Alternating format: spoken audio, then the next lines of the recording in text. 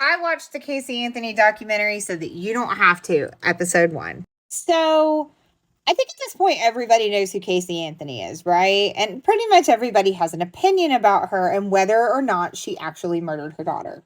But for some reason, after 10 years of, getting her story straight, Casey Anthony has gotten broke enough or something to agree to an on-camera interview with the Peacock Network. Now, most people said they didn't want to watch this. They weren't going to watch this because she is ultimately being paid for this, and they don't want to drive the ratings up to give her money. Well, if you know anything about me, you know I'm a nosy bitch, so there is no way I'm not going to watch this. And 2, I paid for Peacock a year in advance because I got a good deal on it. So, I watched the Casey Anthony documentary so that you don't have to. Now, if you are not familiar with the Casey Anthony story, at the end of this, I will be more than happy to go into a brief, less than 10 video. That's my brief, sorry. And this is a complicated case. There's no way I can do it in one without leaving out a lot. But I will do a brief summary of the Casey Anthony case. If you don't want to hear me talk about it, there's probably a million of them online somewhere. So I don't know exactly when this interview was filmed, but it was filmed at some point this year, and it is broken into 3 episodes. Each episode is about an hour or a little more long. It's filmed documentary style. It's kind of a cross between a documentary and a Dateline. They do have sit-down interviews with Casey, and they do also have like some B-reel footage. And Casey's driving around for part of it, taking them to various places, the producer and a camera person. And she is doing a lot of like talking to herself, talking about her experiences. Now, you notice that I haven't mentioned Kaylee yet, right? There's a damn good reason for that. Because the only thing that this bitch knows how to talk about is her fucking self. Now, ultimately, Casey Anthony was acquitted of the crime of murdering her daughter. She was charged with first-degree murder. And had she been found guilty, this would have been a death penalty case. However, her trial was, 2007? No, she was arrested in 2000. I don't know. Hold on, I'll have to look it up. All right. Kaylee Anthony was ultimately, they believe, unalived on Tuesday, July 15th of 2008. And they found her skeletal remains in a swamp on Friday, December 19th of 2008. Casey Anthony was arrested shortly after she reported her daughter missing for lying to the police. She was ultimately charged with murder and went to trial in 2011 over the summer. So head over to part 2. We will get into things we learned from the documentary. Casey Anthony documentary, episode 1, part 2. All right, so like I said, this is a 3-episode series, limited series on Peacock. If you have Peacock, if you've already paid for it for the month and you really want to just go get really, really angry, you can go watch this documentary. If not, you can hang around and we'll discuss all the parts that piss me off. So we're not going to get into like every detail about it, but we're going to touch on the important parts. So starting in episode 1, we start out with somebody looking out a door in a home saying that they're waiting on Casey to show up. Casey Anthony ultimately comes walking up the sidewalk carrying a laundry basket and a bunch of bags, looking like she's moving in. Well, that's because she is. The production team for this rented a rental house somewhere in Florida in an undisclosed location, even though they show the bird's eye view of it like 8 times. They rent a rental house for, I assume, at least a week or something to interview Casey. Casey wants to do this because she lives with a roommate and says that she respects her roommate's privacy and safety, which is more regard than she had for her child. Ultimately, her entire defense team is staying here with her at the beginning and probably through the whole damn thing. This is what you hear in the background. My son likes to press the button on these magic ornaments. Don't mind my hillbilly child with his Mountain Dew. As we sit here and discuss terrible mothers, like my child's not over here just absolutely chugging a Mountain Dew. So ultimately, Casey does, in fact, move into this house, and it starts showing her unpacking, getting out all these framed photos that she says she takes everywhere with her, that they've gone everywhere she's lived, and all of these things. And she's saying that these are priceless memories. These are all I have left of Kaylee. So, of course, they get it out of the way, basically saying, why did you want to sit down with us? Why, after all this time, are you sitting down with us? Bitch, because you're paying. That's why. Casey says that at this point, all she wants is to share her truth. And she wants her truth to be out there, her version of the story to be out there. And that is about the most accurate way that I can put this. Because her truth is so far from the truth, it's not even funny. So Casey starts out talking about the lies that she told police. It begins playing the 911 call of her mother, Cindy, I think is her name, that she made, saying that my granddaughter is missing. The operator talks to Casey, and Casey ultimately says that her daughter has been missing for 31 days. I have lost items for less time than that and been distraught about it. Her daughter, her only daughter, her 2-year-old daughter. 31 days. 31 days before she called the police. Head over to part 3. Casey Anthony documentary, episode 1, part 3. So she goes on about taking the police to Universal. She actually, towards the end of the document of this episode, drives the producer and the camera person to where she went in at Universal, talking about how everything that she said had kernels of truth. Okay, but just because like one part of your life is true, it's still a fucking lie. So anyway, we hear from one of the lead investigators who talked about what it was like at the beginning, that they weren't getting a straight story out of Casey, that she was not being very cooperative, and that she lied to them from the get-go. They ultimately find her photo bucket account to see what she was doing in these 31 days. They find all the pictures that are infamous now of her going out and partying. Now, I will say, these photos, I don't know when these were taken, and I don't know if these were taken during those 31 days, or if these were just uploaded during those 31 days to her photo bucket account, but that's kind of irrelevant. Because ultimately, she does admit that the man she was dating at the time was some kind of like club promoter or a DJ or something. So she was going out to clubs, but she was working. Also, during these 31 days is when we find out that Casey not only lied to the police, she stole a checkbook from her friend Amy and was writing checks, buying things at Walmart and Target. They do, of course, have the register footage from that. She was buying nothing related to her child, buying beer, buying party stuff, that sort of thing.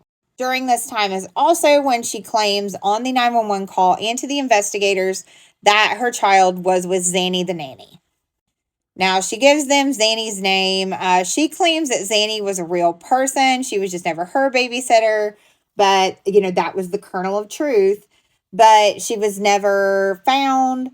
They went to an apartment that was supposedly hers. She wasn't there. Nobody knew this name.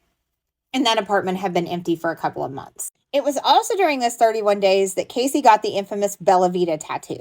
Bella Vita, of course, means beautiful life in Italian. A lot of people have said that this was her way to commemorate her daughter's life.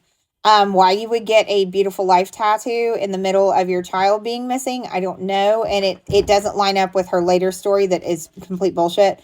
It doesn't even line up with that one. Casey ultimately ends up doing an interview with the police at Universal Studios when she admits that she did not work there, and they end up arresting her at that point for lying to the police. Casey is ultimately released on a $500,000 bail. I would love to know who paid that. And during this time, there's a lot of really suspicious activity going on. Her calling her parents, acting like nothing was wrong, laughing, joking, just being a general piece of shit. Part 4. Casey Anthony documentary, episode 1, part 4. So we get into a lot of bullshit talking from Casey, blah, blah, basically saying that everything that she said in these lies to the police, there was a, quote, kernel of truth. I don't know what the fuck a kernel of truth is, but a lie is a lie. She said that for example, she lied about working at Universal Studios. The kernel of truth is that she did at one point work at Universal Studios, but she didn't work there then. She said that she had dropped off Kaylee to be babysat in the apartment complex where this Zanny the nanny supposedly lived. The kernel of truth here is that her friend Amy, the same one that she took the checkbook from, also lived in that apartment complex, and she had left Kaylee with Amy at one point. So I was just looking on here. I have the Wikipedia pulled up. Like, not that this is a valid source of information, but just to keep the names straight. And apparently her parents bailed her out. Her parents bailed her out. Sorry to spit on my. Her parents bailed her out, but her parents were also like all too willing to go on TV and make money off of that. So after Casey is out on her $500,000 bond, she is rearrested for the check fraud, some other stuff, goes back in, gets released on like a $1,200 bond, and has an ankle monitor put on. During this, there was a grand jury that was meeting to discuss filing charges against her. Holy shit. Sorry, a news alert thing just popped down saying that Kirstie Alley died. Like, she was 71? Like, what planet was Kirstie Alley 71? Like, damn. So anyway, ultimately there was actually a Zanny. I don't know. No, not Zanny. Her name was Zenaida. Zenaida Fernandez Gonzalez, which apparently was a real person. I don't know if she was a nanny, but Casey said she was. But ultimately, she filed some sort of defamation suit against Casey, rightfully so. Ultimately, she was, of course, indicted, arrested, and had charges filed against her for the first-degree murder of her daughter, Kaylee. The first episode is full of a lot of Casey trying to deflect from things, and then it takes a hard left turn. So after she's talking about all these kernels of truth and blah, blah, and this, I miss my daughter, you know, her boyfriend at the time was on there talking about her being a good mother, and I have no doubt she probably was a decent mother for a while. She seemed to care very much about her child, but that doesn't change the fact that you ultimately either caused or did not prevent the death of your daughter. So like I said, things took a really hard left turn, and the next episode is going to be a humongous fucking trigger warning. So head over to episode 5, ? And we'll get into that. All right, we had to have a change of scenery because my back was really hurting, and my desk chair does not help that at all. So we are back with the Casey Anthony documentary, episode 1, part 5. Now, like I said in the end of the previous one, this one will have a huge trigger warning. I'll place one on the screen right now and in the description below. So about halfway through this documentary is when Casey drops the bombshell that her father had been essaying her entire childhood. She started talking about what a terrible man her dad was, that he lied to her mother about affairs, hiding that he didn't have a job, that he was just in general a terrible person. Then apparently when she was 8 years old, he started coming into her room at night where he would essay her and even go as far as to force assault on her. This comes up because the producers are asking her how she slept. She said she's having the same nightmares that she has all the time. It's that she is being forcefully assaulted and her dad is holding her down. She also makes some accusations, kind of accusing her brother too, but they are mostly about her dad. Now, she says these went on and that this is ultimately why she went 31 days without calling the cops, because her dad was there the day that Kaylee died, and she basically didn't call the cops because she was afraid of her dad. Casey talks about that she has basically lived her entire life being essayed any opportunity that arises, apparently.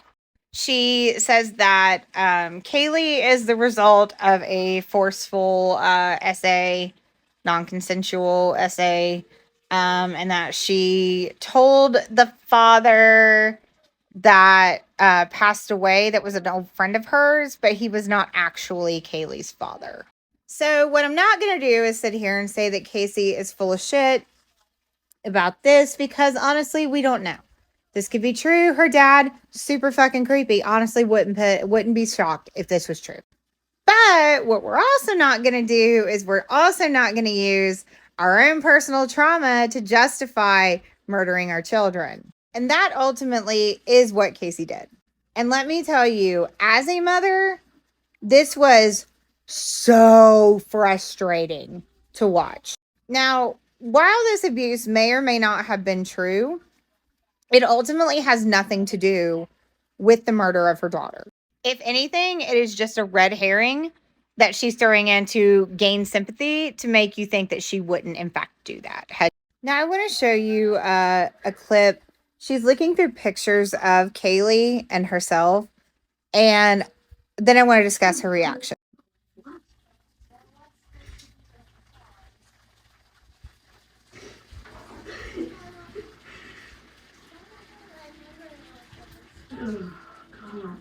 Now, I don't doubt that her tears are probably legitimate, but I don't think it's necessarily because she misses her daughter. Now, she might miss her daughter, but I think a lot of her emotion comes from a place of regret. And I mean regret in the way that things happened, the way that she handled it, the way that she's acted since then. I like to think that maybe she fucking feels bad for what happened. That's probably asking too much, but that's what's going to help me sleep tonight is telling myself that she regrets this. Because the fact of the matter is, and these are my probably controversial opinions, but I have reasons for thinking these. I do not believe that Casey Anthony intended to kill her daughter. I don't know what the circumstance was, but I agree with the investigators that Kaylee Anthony accidentally drowned in the family swimming pool. Whether Casey was in charge, George was in charge, they both were in charge, you know, that's up for debate. And honestly, we may never truly know, but both were aware and involved with not calling the police and covering it up and ultimately disposing of Kaylee's body. Makes me fucking sick to even say that. I do not think her mom was necessarily involved or knew anything. I think that her mom's reaction on the 911 call is legitimate, and she was just as blindsided by this as everyone else. Every time I flip my hair over my shoulder, I promptly pull it right back because my face is too round for that shit. What Casey does ultimately admit to in episode 1 is lying to the police. She admits that she is a convicted liar, that she did lie to the police, but then she says this. I lied, but no one asked why. No one cared why I lied.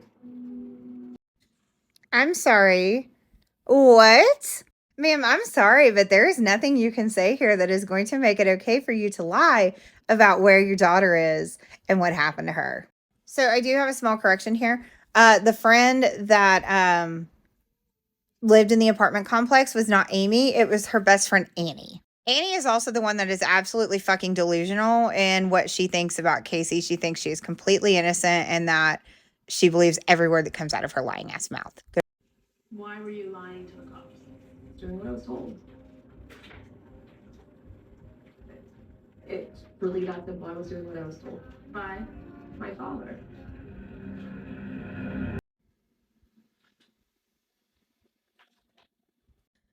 All right. So, while I personally think that her father was very much involved, but she didn't make you do nothing. And if he did, all you had to do was call the cops once he went to sleep. Because ultimately, Casey ultimately claims that her father is who murdered her daughter. And I think she gets into that in episode 2. She gets into the specifics of what happened that day. And basically, the whole thing's her dad's fault. And she's completely innocent. Now, I have another extremely unpopular opinion here. That's the end of episode 1, by the way. But here's my unpopular opinion. Popular opinion, correct opinion. Casey Anthony, guilty as fuck. She murdered that baby, whether she murdered her on purpose, murdered her accidentally, murdered her with negligence, or contributed to the cover-up of something happening to her daughter. Now, that being said, did that get proven in court? No. In my opinion, and I watched this case back when it was on originally, I was a lot younger, but I've since gone back and kind of reviewed a good bit of it. Prior to this, I wanted to kind of read what evidence was presented, who testified, that sort of thing. So this also ties into the Roden case. I talked in a few videos back when I was doing my closing statements that if you don't have the murder weapon, the means of the murder, in this case, in the Wagner case, it was that they didn't have the murder weapon until Jake confessed. In the Casey Anthony case, it's that Kaylee's poor little body didn't have the evidence that they needed. If you don't have that, what then happens is that you leave the defense open to a lot of reasonable doubt by not following up on other leads to prove that this person didn't do it. This didn't happen. This didn't happen. This happened the way that we say it happened. And ultimately, that burden of proof is on the prosecution. It is not up to the defense to prove she didn't do it. It is up to the prosecution to prove that she did. And unfortunately, in the case of the state of Florida versus Casey Anthony, the prosecution did not prove it because they did not go the extra mile to make sure that people were eliminated, namely her father. We'll get more into that when we get to the trial. I think that's in like episode 3, but that is all for today. That is all for episode 1. Let me know what you think in the comments, and I will see you all tomorrow for some